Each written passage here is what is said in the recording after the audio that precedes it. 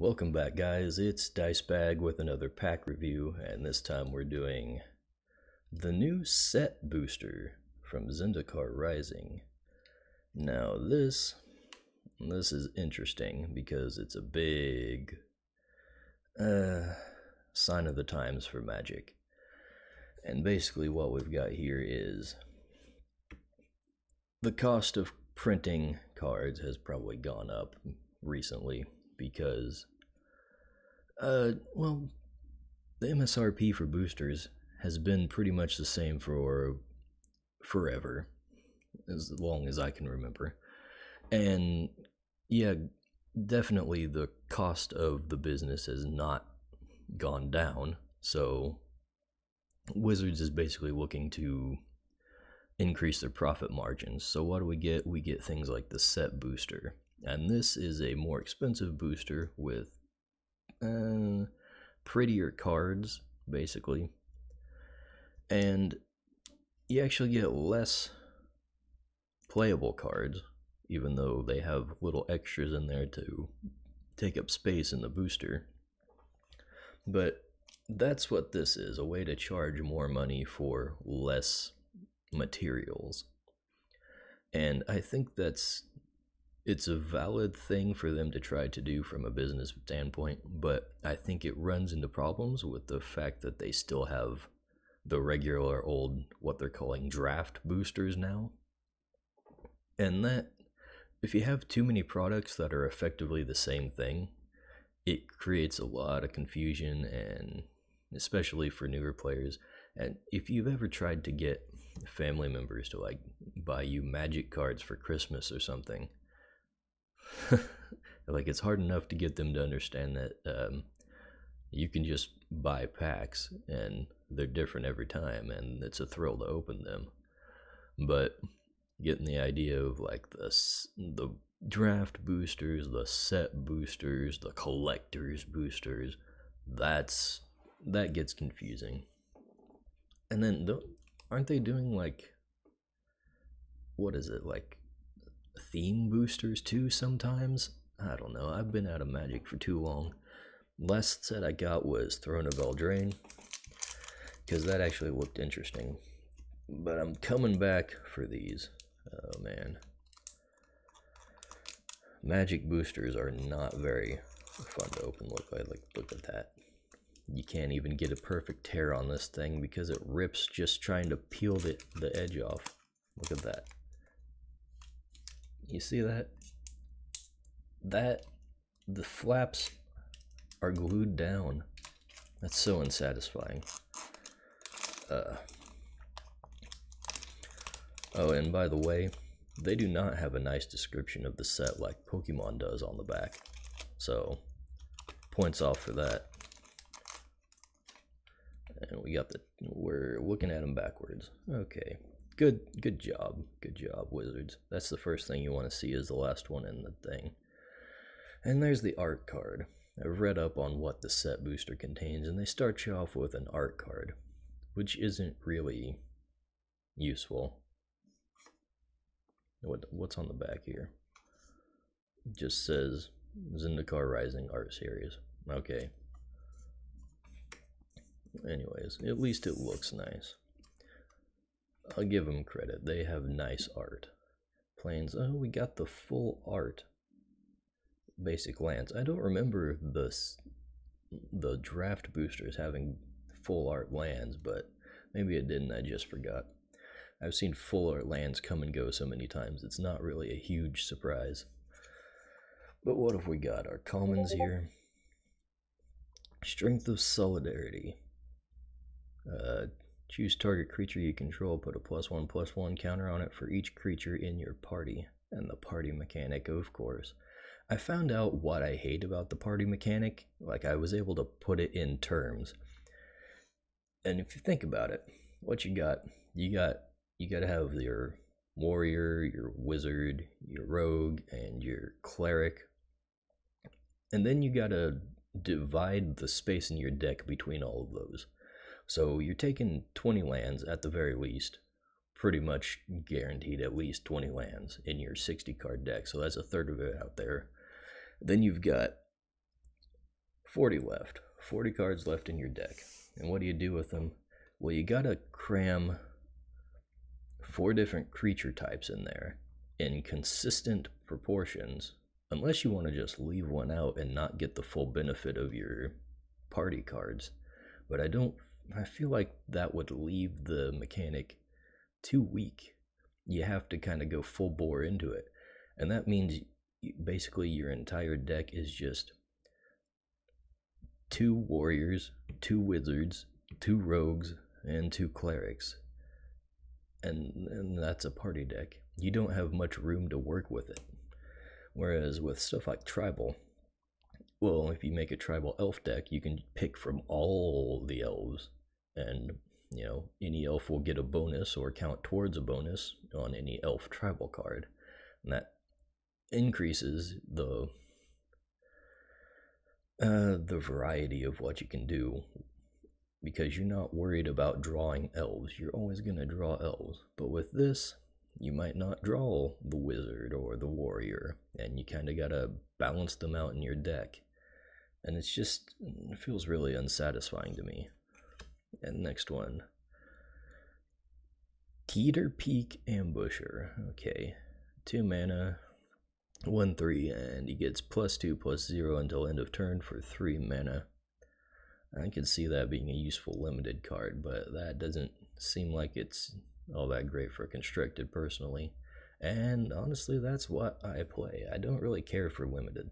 See, this is the problem Magic has. Well, another problem is that they try to serve not just 2 masters, but like 4 or 5 or 6 masters. They've got constructed players, and that's, let's see, casual constructed players. Then they've got like what's the name? The standard. I was going to say, what's the standard format? Oh yeah, standard. Standard constructed.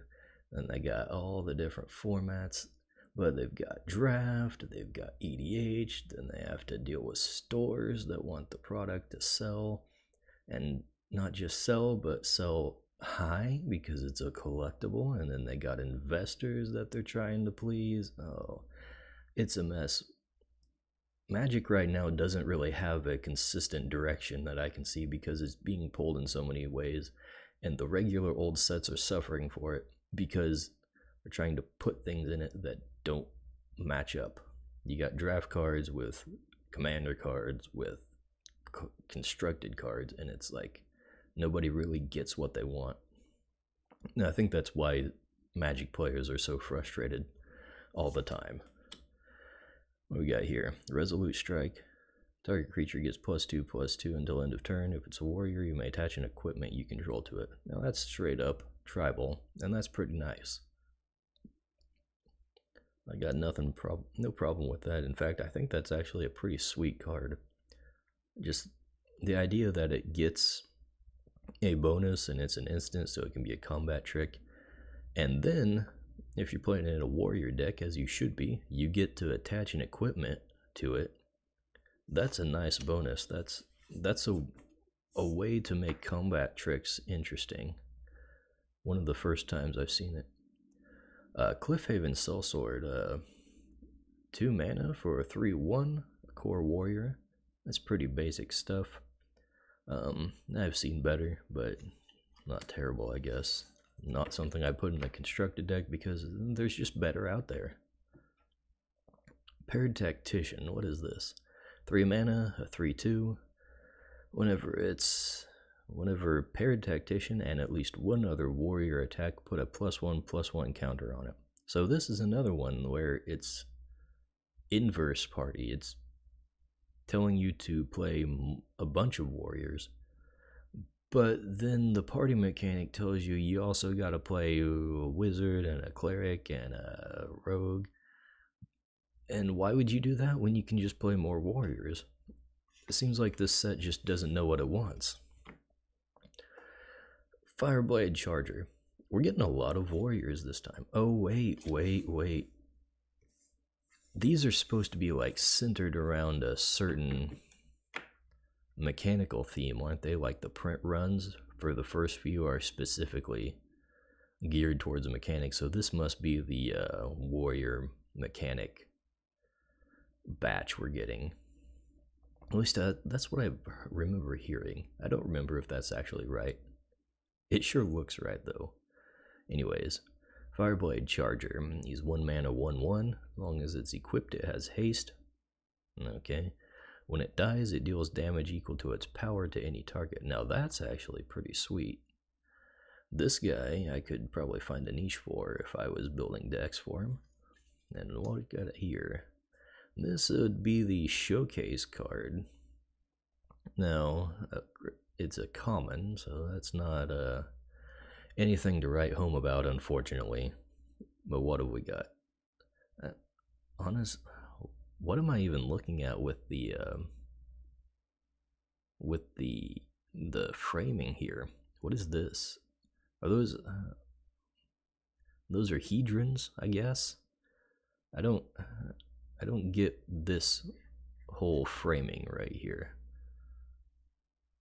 I don't know, but that's clearly part of the frame. I don't think I like that, really. But anyways, what is he? He's a 4 mana, 4/3, and when you landfall, he gets +2/+2 until end of turn. Well, that sounds like something that would come out of the original Zendikar set. In fact, I'm pretty sure that's just a copy-paste of some of the abilities they had back then, like step links.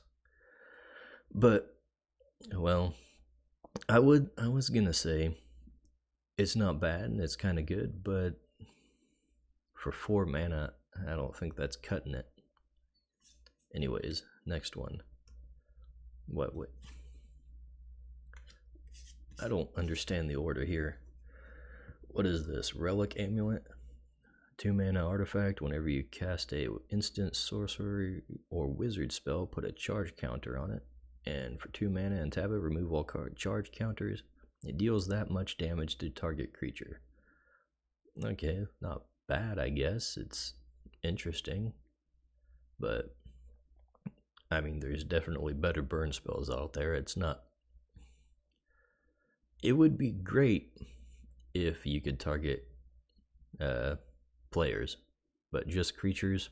You're basically paying 4 mana for a removal spell, a direct damage removal spell. That's not the super greatest. Also, why is it this wizard card in the warrior set of cards? I don't know. Maybe I was wrong. What is this? Taunting Arbor Mage. Let's see, 3 mana, 2/3, an elf wizard, and kicker 3. When it enters the battlefield, if it was kicked, all creatures able to block target creature this turn do so. Okay, so it's I don't see much of a use for this guy outside of like limited in draft. Like, who's gonna pay 6 mana for a taunt effect and a 2/3? That seems like a bad deal to me. And here's our rare. What have we got? A Sphinx Wizard. 4 mana for a 1/4. We're not starting out too good just by the stats, but he's got flying. And when Master of the Winds enters the battlefield, draw 2 cards, then discard a card. Okay. Whenever you cast an instant, sorcery, or a wizard spell, you may have Master of Winds' base power and toughness become 1/4/1 or 1/4 until end of turn. Okay. So basically what I'm getting from this is that it basically forces you to jump through hoops that you shouldn't have to jump through for the cost. And it's a nice little gimmick, but it's just, I don't think it's worth it. Seems like they were trying to push the wizard tribal and it just didn't work out too well. And our foil, I think there's one of these in every pack. They actually did the thing like Pokemon, but they had to ramp up the price. Anyways, 5 mana for an instant. High mana cost red spells are almost never worth it. So that's turning me off right away. What's it say? It's probably going to be stupidly complex. Synchronized spellcraft deals 4 damage to target creature and X damage to that creature's controller, where X is the number of creatures in your party. Okay, well, wonderful. Party mechanic, and it's a big red spell, and it's direct damage. It only deals 4 damage as removal, and then it throws what?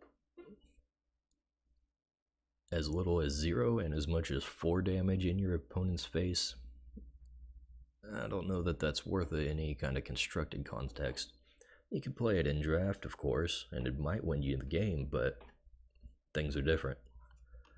And then last one, we have a copy token. What is this?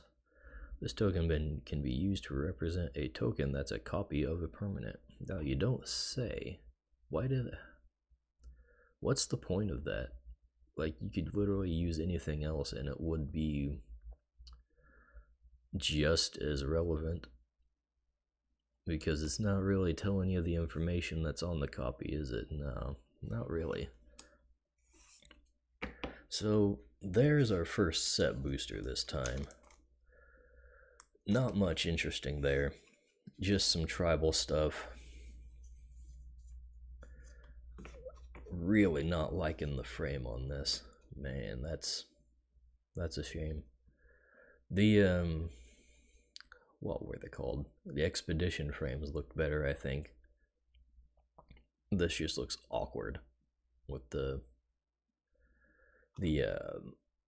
diamond shape of the art. I don't know, that's just weird. But yeah, that'll be it. Thanks for watching, guys. Don't forget to check out the other videos on my channel with the games I'm working on with Crystal Creatures. There's some playtests up, and also Domain. There'll be links on how to play that in the description here. And thanks for watching, and I'll see you later.